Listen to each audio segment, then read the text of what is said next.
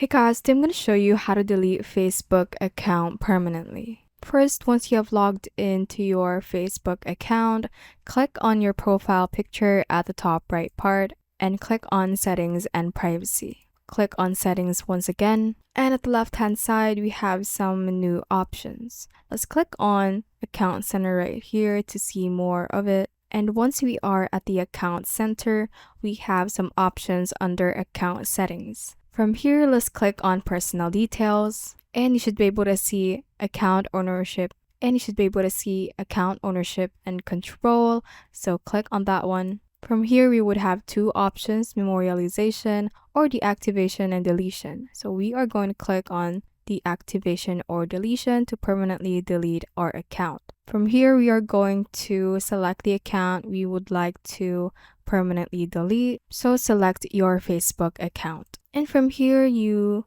can have two options. You can deactivate your account, and this is a temporary option where your profile will be deactivated and your name and photos will be removed from most things you've shared, but you'll still be able to continue using Messenger. If you want that, you can select that one, but since you want to permanently delete your account, you should select the delete account option, and this is a permanent choice and you won't be able to retrieve anything you have added. All additional profiles as well as your Messenger will also be deleted. So if you want to continue with that, just click on continue at the bottom and they will have a little survey right here. You can select whichever is applicable to you and click on continue and click on continue once again. And from here, you would have more options before you delete. You can deactivate your account instead, save your posts in archive, download your information, and transfer your information.